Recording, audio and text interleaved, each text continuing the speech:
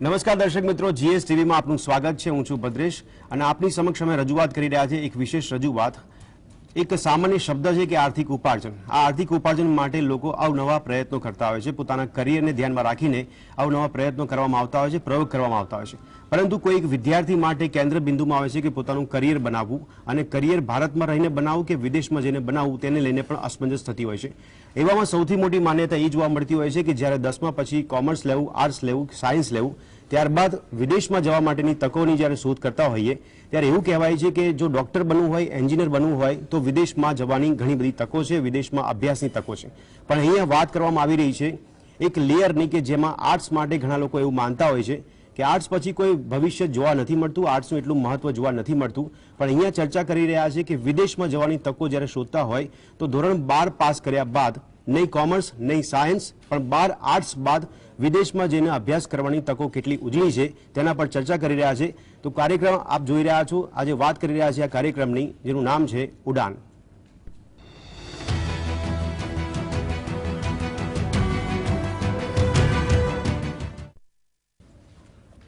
તો દર્શક મિત્રો, આપ જોઈ રહ્યા છો અમારી વિશેષ રજૂઆત ઉડાન, અને વાત કરી રહ્યા છે ધોરણ 12 આર્ટ્સ બાદ શું ખરેખર વિકલ્પ જોવા મળી રહ્યા છે કે વિદેશમાં જઈને અભ્યાસ કરવાની એવી તકો ઉજળી જોવા મળી રહી છે। તો આની ચર્ચાની શરૂઆત કરી રહ્યા છે ને આ કાર્યક્રમ થકી આપને કોઈ પણ પ્રકારની અસમંજસ હોય, કોઈ પણ પ્રકારની દુવિધા છે તેનું નિરાકરણ આપને સરળ માર્ગદર્શન મળી શકશે આ કાર્યક્રમ થકી કે ધોરણ 12 આર્ટ્સ પછી વિદેશમાં ભણવાની તકો કેટલી છે। તો ચર્ચાની શરૂઆત કરી રહ્યા છે। મારી સાથે ચર્ચામાં જોડાયા છે ભાવિન ઠાકર કે જેઓ આ ક્ષેત્રની અંદર બહોળો અનુભવ ધરાવી રહ્યા છે અને career guideline education, career line education જે ફાઉન્ડેશન છે તેમાં તેઓ ઘણા લાંબા સમયથી ડિરેક્ટર પદ સંભાળી રહ્યા છે। તેઓ આ ચર્ચામાં સ્વાગત છે। ભાવિનભાઈ, આપનું ચર્ચામાં સ્વાગત છે।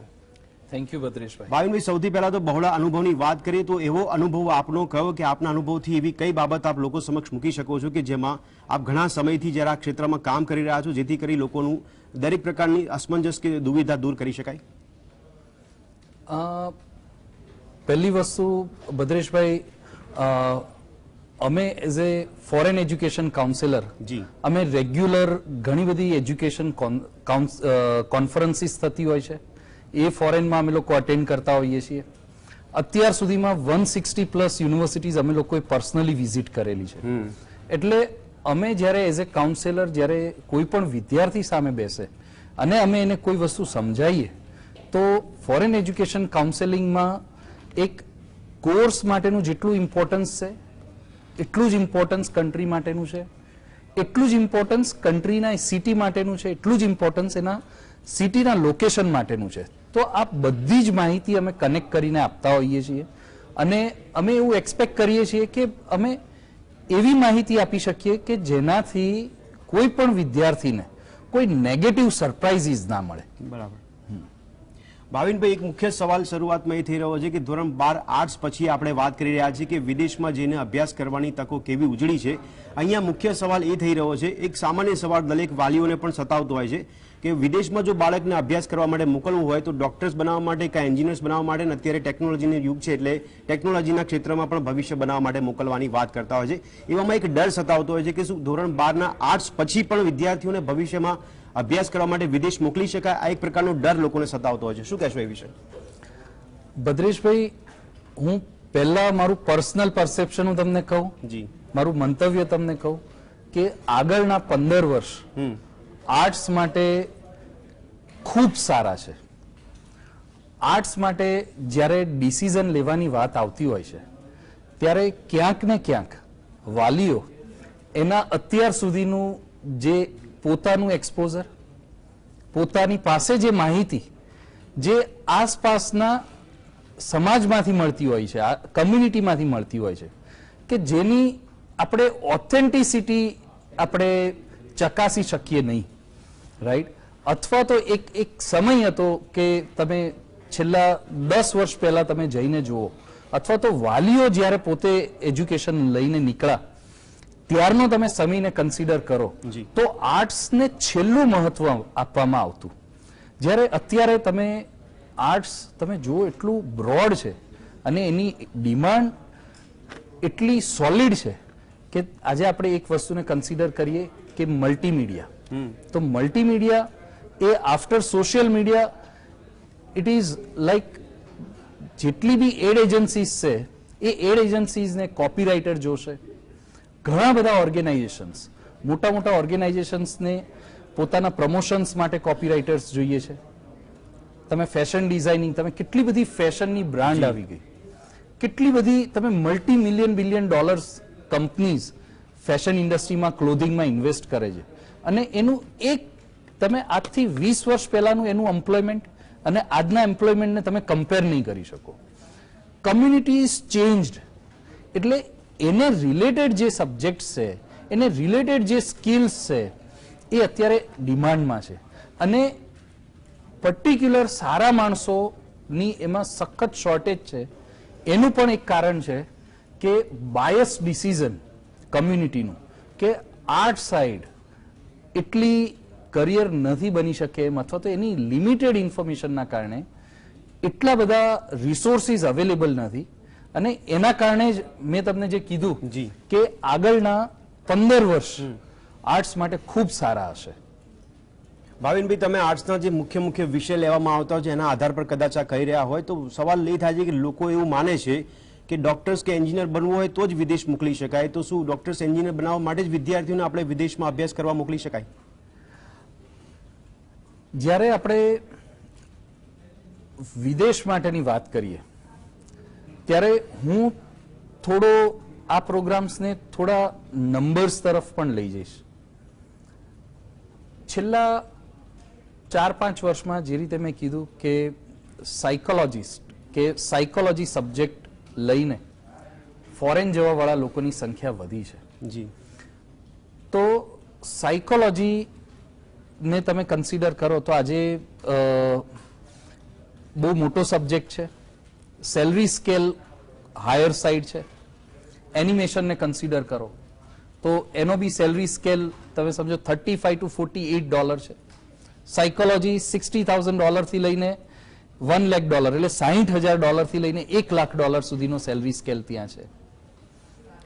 આર્ટ્સ, ઓવરઓલ આર્ટ્સના તમે કોઈ બી તમે સબ્જેક્ટ લઈ લો, $50,000 થી લઈને $1 lakh, આજે ફ્રેશર થી લઈને 3 થી 4 વર્ષના એક્સપિરિયન્સના રેન્જની આપણે વાત કરીએ છીએ તો $50,000 થી લઈને $1 lakh સુધીનો સ્કેલ ત્યાં મળે છે. એટલે એ એટલો જ કોમ્પિટિટિવ છે કે જેટલો કોમ્પિટિટિવ સેલરી એન્જિનિયર્સનો છે. પણ ક્યાંક ને ક્યાંક માહિતીના અભાવે અથવા તો એક ઇન્ડિયન એક એક્સપોઝરના બેઝ ઉપર ઘણી વખત વાલીઓ આ ડિસિઝન લેતા હોય છે. અને એ ખરેખર વધારે માહિતી મેળવીને જો આમાં એક્સપ્લોર કરવામાં આવે ઇન્ફોર્મેશન, તો હું એવું ચોક્કસ માનીશ કે બધા વાલીઓને અને બધા વિદ્યાર્થીઓને આમાં કોન્ફિડન્સ આવશે. બિલકુલ ભાવિનભાઈ, પણ આર્થિક ઉપાર્જનને ધ્યાનમાં રાખીને જ વિદેશ જવું જોઈએ, એક આ સવાલ પેટા સવાલ થઈ રહ્યો છે. જોડે મુખ્ય સવાલ તો એ છે કે જ્યારે આપણે આર્ટ્સના વિદ્યાર્થીઓને મોકલવાની વાત કરતા હોય, ધારો કે મેં જો 12 આર્ટ્સ કર્યું છે અને મારે વિદેશમાં અભ્યાસ કરવા જવો છે, તો મારા માટે સૌથી પહેલું પગથિયું હોય છે કે મારે જાણવું પડે કે એની પ્રોસેસ શું છે અને કયા પ્રકારની પરીક્ષાઓ આપવી પડે છે, તેના માટેની તૈયારી કરવી પડે છે.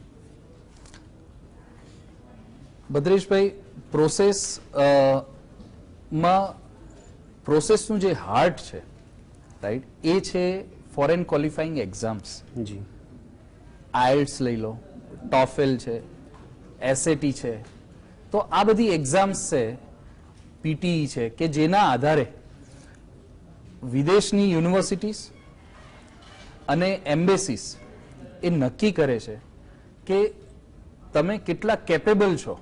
તમે જે શિક્ષણ માટે અપ્લાય કરો છો એ શિક્ષણનું મીડિયમ ઓફ ઇન્સ્ટ્રક્શન ઇંગ્લિશ છે, તો તમે કેટલા કેપેબલ છો કે એને સારામાં સારી રીતે સમજીને તમે એમાં કરિયર બનાવી શકશો કે નહીં. તો એના માટેની આ બધી એક્ઝામ્સ આવે છે. આ બધી એક્ઝામ્સમાં મોટા ભાગે ઇંગ્લિશ હોય છે. અમેરિકાની જે એસએટી નામની એક્ઝામ્સ છે એમાં એ એક જ એવી એક્ઝામ છે અંડર ગ્રેજ્યુએટ માટે કે જેમાં ઇંગ્લિશ અને મેથ્સ બંને છે. બાકી મોટા ભાગની એક્ઝામ્સમાં ઇંગ્લિશ હોય છે. બિલકુલ ભાવિનભાઈ, કેટલું સરળ રહે છે જે આ પરીક્ષાની તમે વાત કરી છે. અને બીજો સવાલ એ થઈ રહ્યો છે આમાં, કારણ કે જ્યારે હમણાં વાત કરી કે પહેલું પગથિયું તમે પરીક્ષા આપવાની વાત કરો છો, એમાં ઘણીવાર ચિંતા સતાવતી હોય છે કે આપણને એટલું સારું અંગ્રેજી આવડતું ના હોય ને એવા બેન્ડ્સ લાવવા માટે તકલીફ પડતી હોય છે. તો આ પ્રકારની સિચ્યુએશન વિદ્યાર્થીઓના મનમાં ઘણીવાર ઊભી થતી હોય છે. એ વિશે શું માર્ગદર્શન આપશો? સૌથી પહેલી એક તમે એક એઝ એ ટેગલાઇન તરીકે, હું બધા વિદ્યાર્થીઓને કહીશ કે એઝ એ ટેગલાઇન તરીકે તમે એને કન્સિડર કરો, માઇન્ડમાં ઇન્સ્ટોલ કરો કે આ બધી એક્ઝામ્સનો કોઈ શોર્ટકટ નથી. બરાબર. નંબર 1. અને નંબર 2 કે કોઈ પણ એવા આસપાસના રિસોર્સિસ અથવા તો તમને સ્કોર અથવા તો બેન્ડ લાવી આપવા વાળા સેટિંગ્સ અથવા તો એના કમિટમેન્ટ કરવા વાળા એજન્ટ્સ અથવા તો એવી શિક્ષણ સંસ્થાઓથી તમારે દૂર રહેવાનું છે. અને એક વખત જો તમે કોઈ વસ્તુ લાલચમાં આવીને અથવા તો ઓછી મહેનતથી આગળ વધી જવું એવા વિચારોમાં જો તમે કોઈ પેપર તમે કોઈ એમ્બેસીમાં સબમિટ કરી દીધું અને એ વેરીફાઈ નથી થતું, એટલે 5 થી 7 વર્ષના બેન અને ઘણી બધી પેનલ્સ તમારા ઉપર લાગે છે કે જેનાથી તમારું ભવિષ્ય અને તમારી સાથે આસપાસમાં તમારા ફેમિલી મેમ્બર જે જોડાયેલા હોય એમનું બી ભવિષ્ય આમાં જોખમમાં, ભવિષ્ય મીન્સ એમનું ભવિષ્યમાં ક્યારેય બી ટ્રાવેલ કરવું હશે તો that would be strictly restricted. એટલે આખી કરિયર વિદ્યાર્થીની સામે પડી છે અને એવા કોઈ પણ પગલા નથી લેવાના કે જેનાથી તમને એક આખા લાઈફ ટાઈમનો કોઈ પ્રોબ્લેમ ઉભો થઈ જાય. બિલકુલ રાઈટ. હવે આ બધી એક્ઝામ્સ એ તમારી કેપેસિટી ઉપરની વાત છે. જી. કેપેસિટી એટલે હું અહીંયા પર્ટિક્યુલરલી જરાય એવું નથી કહેતો કે કોઈ માણસ કરી શકશે અને કોઈ માણસ નહીં કરી શકે. અહીંયા આપણે વાત કરીએ છીએ કે તમારા પર્સનલ લેંગ્વેજ એક્સપોઝરની, કે તમે આજે આઇલ્ટ્સ આપો છો, તમે ટોફેલ આપો છો, તમારું અત્યાર સુધીનું ઇંગ્લિશ એક્સપોઝર કેવું છે એના ઉપરથી નક્કી થાય કે તમે 1 મહિનામાં એક્ઝામ ક્રેક કરી શકશો, તમારે પ્રિપેર થતા 3-4 મહિના લાગશે, બરાબર, કે એનાથી વધારે ટાઈમ લાગશે. પણ તમે સારી જગ્યાએ તમે આની પ્રિપેરેશન કરો અને ઓથેન્ટિક સોર્સિસ તમે ફોલો કરો અને સૌથી ઇમ્પોર્ટન્ટ વસ્તુ કે તમે પોતે તમારી પોતાની અંદર એક સેલ્ફ લર્નિંગ એલિમેન્ટ હોવું જરૂરી છે. Because these exams are ingredient of your process. બિલકુલ.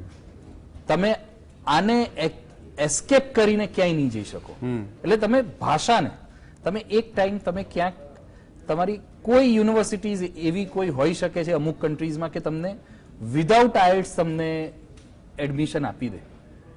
તમે એક ટાઈમે એડમિશન તમે ફેસ કરી લેશો પણ ભાષાને તમે એસ્કેપ નહીં કરી શકો. જી. એ તો તમારે ફેસ કરવી જ પડશે. એટલે તમારી પૂરેપૂરી સફળતાનો આધાર કે તમારી લેંગ્વેજ ઉપર તમારી કેટલી પ્રિપેરેશન છે, કેટલો કમાન્ડ છે એના ઉપર છે. બિલકુલ. ભાવિનભાઈ, તમે જે વાત કરી એમાં એક સવાલ એ થાય કે ડિફરન્શિએટ વિદ્યાર્થીઓ કેવી રીતે કરે કે જે સંસ્થાઓ પૈસાની લાલચમાં કોઈ પણ રીતે બેન્ડ્સ લાવી આપે છે, અને સાથે મુખ્ય સવાલ એ પણ થઈ રહ્યો છે કે વિદ્યાર્થીઓને સતાવી રહ્યા છે કે કયા કોર્સ લઈને જનરલી ભારતથી આપણે વિદેશ જતા હોય છે. આ સવાલનો જવાબ આપની પાસે મેળવીશું અને ઘણી બધી સમસ્યાઓ પણ જાણવી છે. પણ દર્શક મિત્રો, ઉડાન કાર્યક્રમમાં સમય થયો છે એક નાનકડા વિરામનો. ફરી મળીએ છીએ ફટાફટ એક વિરામ બાદ.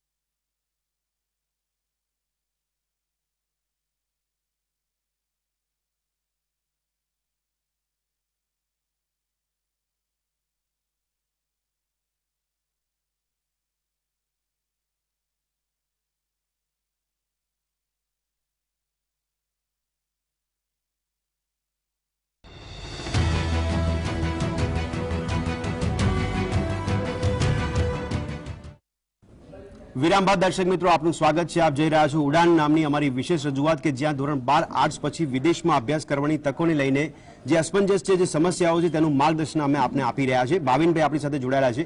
ભાવિનભાઈ, હમણાં વિરામ પહેલા જે વાત કરી હતી પ્રમાણે એક સવાલ લોકોના મનમાં અને વાલીઓ અને વિદ્યાર્થીઓને થતો હોય છે કે અહીંથી ભારતથી વિદેશ જતા વિદ્યાર્થીઓ સામાન્ય રીતે કયા કયા કોર્સીસ લઈને જતા હોય છે? સામાન્ય રીતે આર્ટ્સ વાળા ઘણા બધા કોર્સીસ લઈને જતા હોય છે.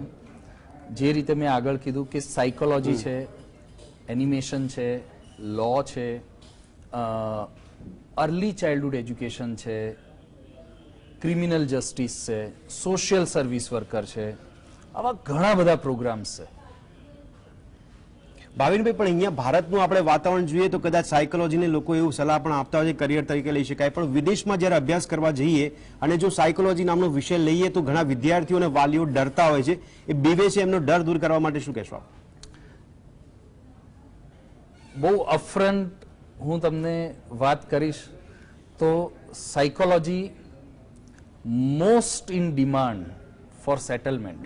તમારે કોઈ પણ વિદેશ, જે ઇંગ્લિશ સ્પીકિંગ કન્ટ્રીઝ છે, કોઈ પણ દેશમાં તમે મેઇન ઓબ્જેક્ટિવ આજે લોકો જતા હોય છે તો 90% લોકોનું ઓબ્જેક્ટિવ હોય છે પરમેનન્ટ રેઝિડન્સી.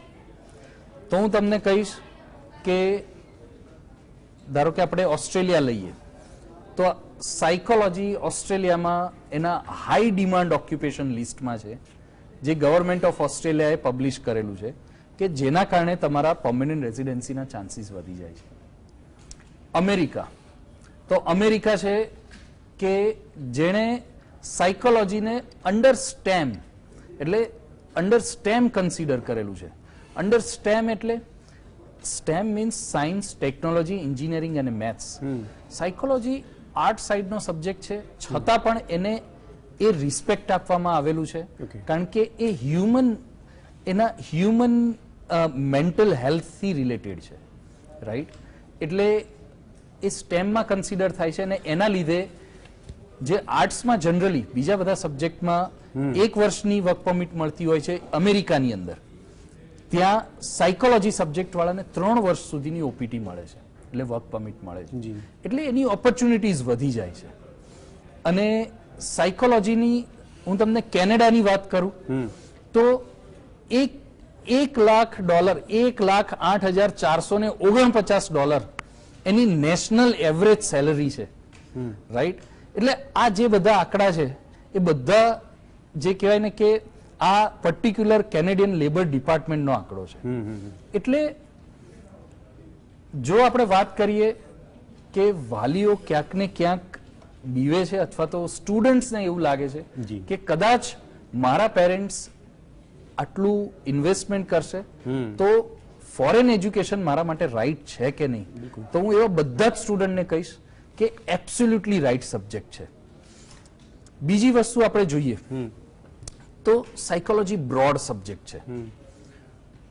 સાયકોલોજીમાં તમે કન્સિડર કરો કે clinical psychology most in demand છે અને clinical psychology subject is followed by some kind of regulated exams, right? તો એની ધેટ મીન્સ કે એની વેલ્યુ વધારે છે. બીજી વસ્તુ કે ડ્રગ એડિક્શન કાઉન્સેલિંગ.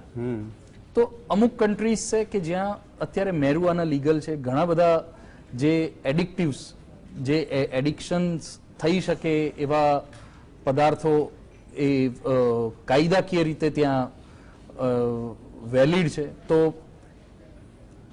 આવી કમ્યુનિટી સ્ટ્રક્ચરમાં ડ્રગ એડિક્શન કાઉન્સેલિંગ વાળા માટે એક બેસ્ટ એક્સપોઝર તરીકે એ લોકો એને લઈ શકે છે અને એપ્રોક્સિમેટલી અપ ટુ $60,000 એ લોકોની સેલરી હોય છે.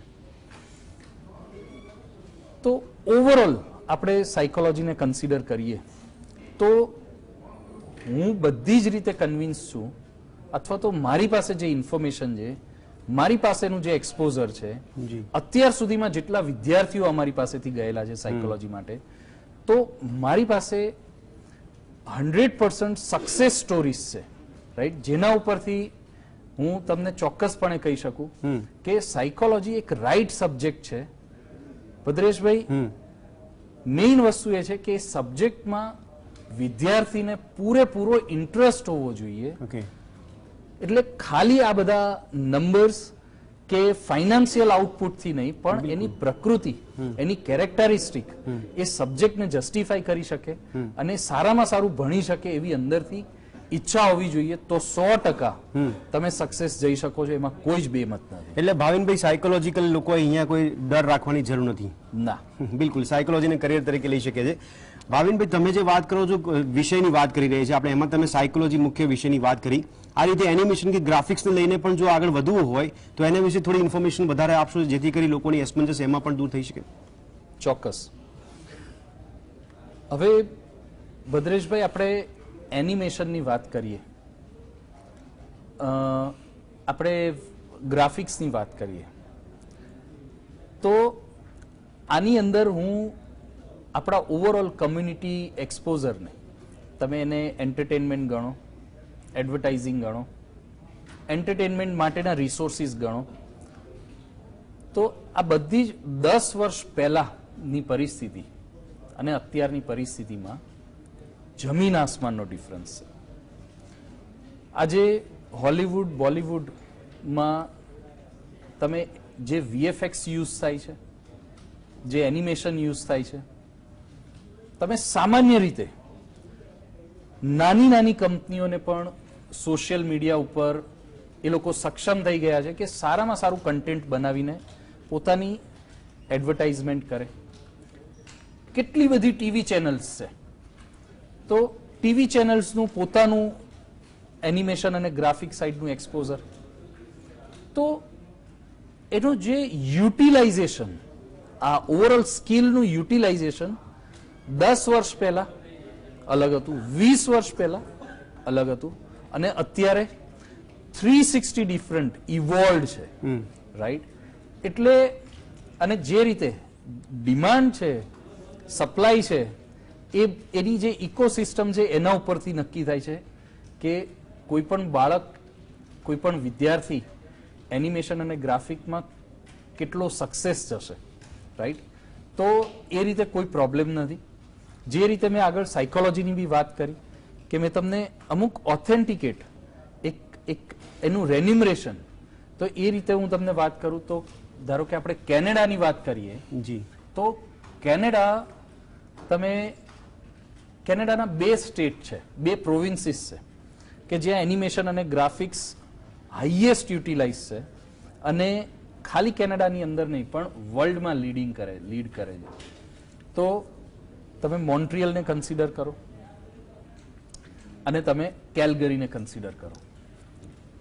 એક ટાઈમ હતો Vancouver was also part of this cities, પણ અત્યારે હાઈએસ્ટ સેલરી $18 થી લઈને 42 પર અવર, એક કલાકના $18 થી લઈને $42 સુધીની સેલરી મળે છે. આ સેલરી સ્ટ્રક્ચર એન્જિનિયર્સ કરતા પણ સારું છે. રાઈટ?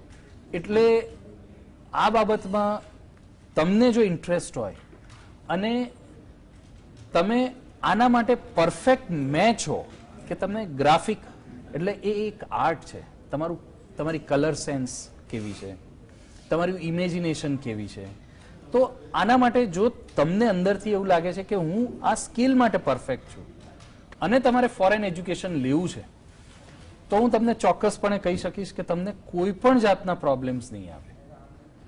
તમે ખાલી સેલ્ફ આઈડેન્ટિફિકેશન જરૂરી છે, કારણ કે અહીંયા હું બધાને એવું કહીશ કે આપણે અત્યારે આ પ્રોગ્રામ આર્ટ્સ માટેનો પ્રોગ્રામ, બિલકુલ રાઈટ?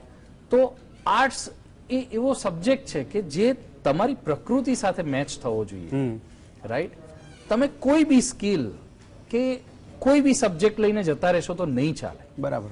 રાઈટ? એક ફેશન ડિઝાઇનર ને એનું ડ્રોઈંગ એટલું સારું ના હોય, કલર સેન્સ એટલી સારી ના હોય, અને ખાલી એક ગ્લેમરાઇઝ વેમાં અથવા તો એનાથી મેસ્મરાઇઝ થઈને એ ફિલ્ડ પકડી લેવું અને સોશિયલ મીડિયા ઉપર એના વિડીયોઝ જોઈને એ ફિલ્ડ પકડી લેવું અને એની ઝાકમઝોળમાં આવી જવું, એવું ના હોવું જોઈએ.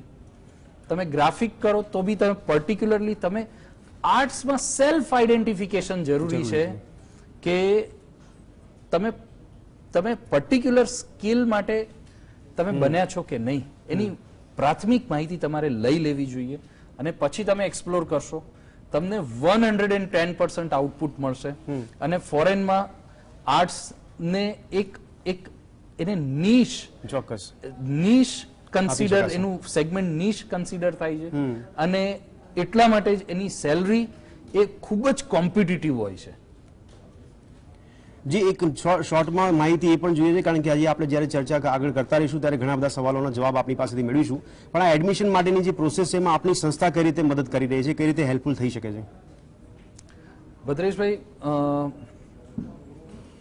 જ્યારે વિદ્યાર્થી કોઈ પણ સંસ્થા જ્યારે નક્કી કરે છે એનું સૌથી પહેલું સ્ટેપ કે એનો આ ફોરેન મિશન ફોરેન એજ્યુકેશન અથવા તો આ એના નવા આકાશની ઉડાન એ કેટલી સફળ જશે જી એનું ફર્સ્ટ સ્ટેપ, એનો ફર્સ્ટ ડિસિઝન છે સારો કાઉન્સેલર, સારી એજન્સી કન્સલ્ટ કરવી અને એને પૂરેપૂરી ગાઈડલાઈન મળે.